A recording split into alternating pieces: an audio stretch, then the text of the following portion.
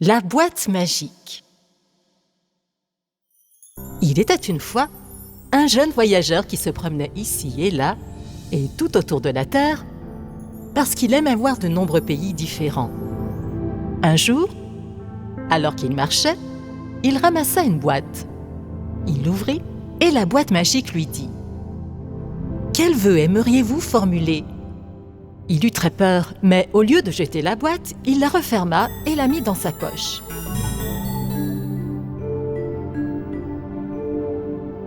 Puis, il continua son chemin, de plus en plus loin, et en s'éloignant, il se dit « Si elle me dit à nouveau, quel vœu aimeriez-vous formuler ? Je saurais mieux quoi dire cette fois-ci. » Il sortit donc la boîte magique et l'ouvrit. Et elle demanda à nouveau « Quel vœu aimeriez-vous formuler ?» Que mon chapeau soit rempli d'or. Et instantanément, le chapeau était rempli de pièces d'or. Alors maintenant, il n'aura plus besoin de rien. Alors, il s'en alla, loin, loin, loin, à travers d'épaisses forêts, jusqu'à ce qu'il arrive enfin à un beau château. Dans le château vivait un roi. Le jeune homme fit le tour du château jusqu'à ce que le roi le remarque et lui demande ce qu'il y faisait. « Je regardais votre chapeau. Vous aimeriez en avoir un comme ça, n'est-ce pas ?» Le jeune homme ne répondit pas, mais lorsque le soleil se coucha et que la nuit arriva, il prit sa boîte magique et ouvrit le couvercle. « Quel est votre vœu ?» « Construis-moi un château avec des murs en or et des tuiles de diamants, et des meubles tout en argent et en or. » Il avait à peine fini de parler qu'il se tenait devant lui, exactement en face du palais du roi, un château construit exactement comme il l'avait ordonné. Lorsque le roi se réveilla, il fut étonné de voir le magnifique palais briller sous les rayons du soleil.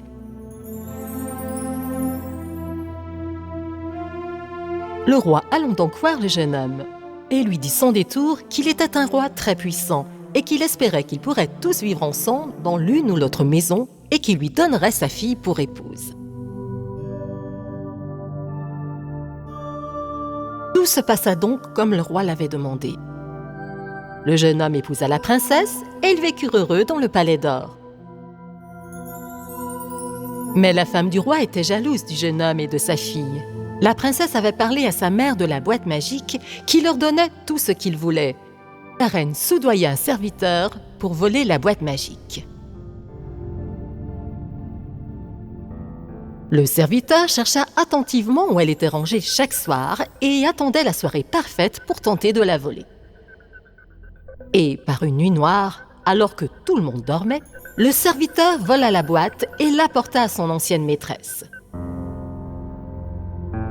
La reine ouvrit le couvercle et la boîte magique lui dit « Quel vœu aimeriez-vous formuler ? Je veux que vous nous preniez, mon mari et moi, mes serviteurs et cette belle maison, et que vous nous déposiez de l'autre côté de la mer Rouge, mais que vous laissiez ma fille et son mari derrière vous. »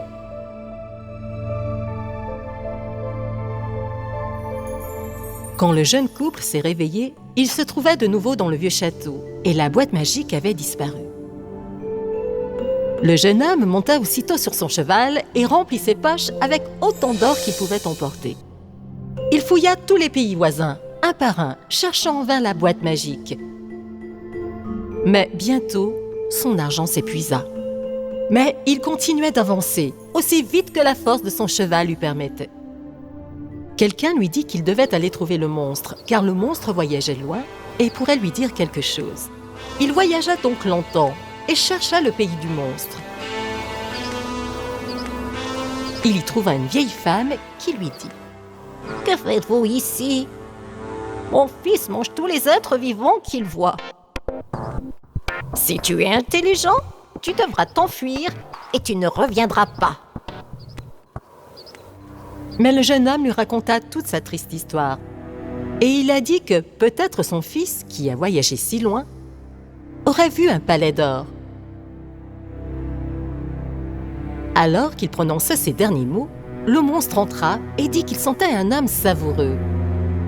Alors, il pensa que ce devait être l'heure du dîner. Mais sa mère lui dit que c'était un pauvre voyageur qui avait tout perdu et qu'il avait fait tout ce chemin pour lui demander conseil. Elle dit au jeune homme de ne pas avoir peur, mais de s'avancer et de se montrer. Il s'approcha donc courageusement du monstre et lui demanda si, par hasard, il avait vu un palais d'or. Oui, j'avais vu le palais d'or et j'ai même essayé de détruire pour manger les gens qui s'y trouvaient. Mais ce palais est si fort que je n'ai pas pu trouver le moyen d'y entrer. Oh, dites-moi où il se trouve. Il est très loin, de l'autre côté de la mer Rouge. Finalement, après tant de voyages, le jeune voyageur savait où trouver son palais. Il se mit donc en route immédiatement et d'une manière ou d'une autre, il parvint à atteindre la terre lointaine de l'autre côté de la mer Rouge. À son arrivée, il décida de se déguiser en jardinier et se rendit au château pour demander s'il avait besoin d'un jardinier. Il était très heureux quand ils ont accepté de l'engager. Il passa la plupart de ses journées à bavarder avec les serviteurs sur la richesse de leur maître et les choses merveilleuses de la maison. Il se lia d'amitié avec l'une des servantes qui lui raconta l'histoire de la boîte magique et lui demanda de la lui faire voir. Un soir, elle parvint à s'en emparer et à la lui montrer. Et le jeune homme regarda attentivement où elle la cachait, dans un endroit secret de la chambre à coucher de sa maîtresse. La nuit suivante, alors que tout le monde dormait profondément, il se glissa dans la chambre et prit la boîte magique. Imaginez sa joie lorsqu'il ouvrit le couvercle. Il lui demanda « Quel vœu aimeriez-vous formuler ?» Je veux retourner dans mon palais à l'ancien endroit. Et que le roi et la reine et tous leurs serviteurs soient noyés dans la mer Rouge. Il a à peine fini de parler qu'il s'est retrouvé de nouveau avec sa femme, alors que tous les autres habitants du palais étaient couchés au fond de la mer Rouge. Fin.